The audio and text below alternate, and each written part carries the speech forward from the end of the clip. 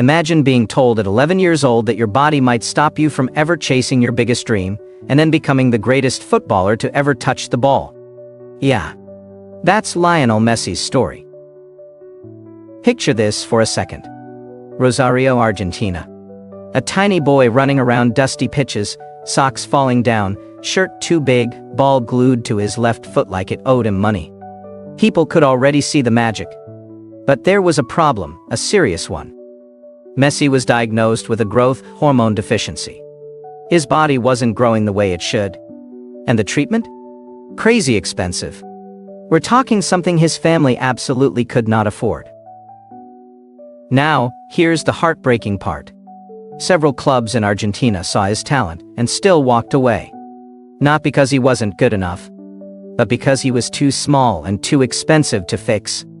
Imagine that.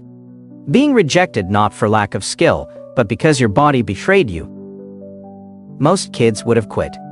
Most families would have accepted reality. But Messi's family said, "Nah, we're not done." Enter Barcelona. One trial. One training session. And the coaches were like, "Hold up, who is this kid?" They saw something different. Something special. And in one of the most legendary moments in football history, Barca agreed to sign him on a napkin. Not a fancy contract. A napkin.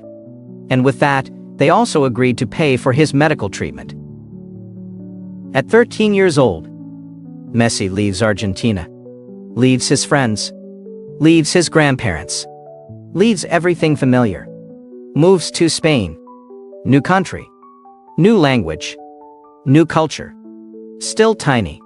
Still injecting hormones into his legs almost every day. Still trying to prove he belongs. And even then, he wasn't the biggest. He wasn't the fastest. He wasn't the strongest. But give him a ball, and suddenly none of that mattered.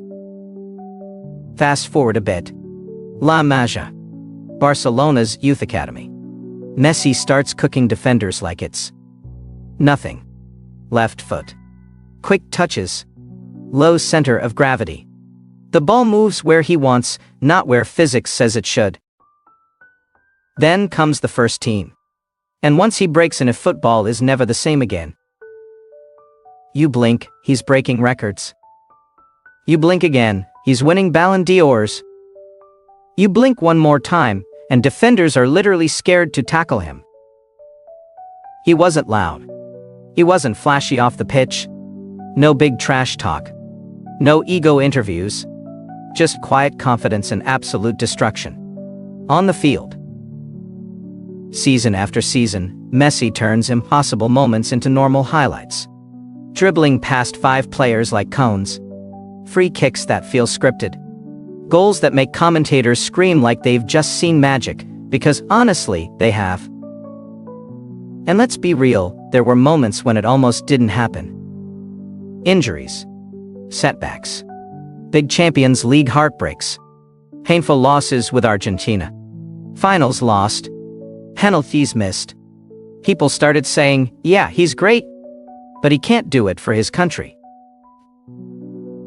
That narrative followed him for years. And you could see it hurt him. Not with words, but in his eyes. Then comes the late career twist nobody saw coming. Copa America 2021. Messi finally lifts a trophy with Argentina. Cheers. Relief. A weight lifted off his shoulders. But even then, some people still doubted. And then, Qatar. World Cup 2022.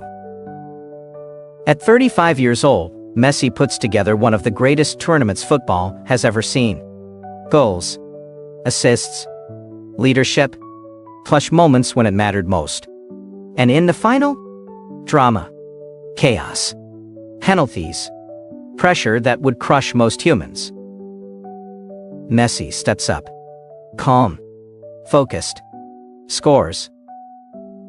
When Argentina finally lift the World Cup, it's not just a win. It's a full circle moment.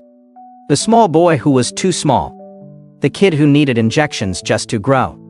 The teenager who left home with nothing but a dream. Now, standing on the biggest stage in the world, holding the one trophy people said he needed to be called the greatest. And here's the real reason Messi's story hits different. It's not just about football, it's about being underestimated. It's about being told your limitations define you. It's about quiet perseverance when nobody's clapping yet. Messi didn't scream for attention. He let his work talk. He let his feet write history. From a boy with a growth disorder to a global icon. From a napkin contract to football immortality.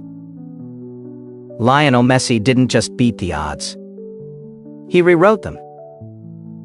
And honestly, if that's not GOAT behavior, I don't know what is.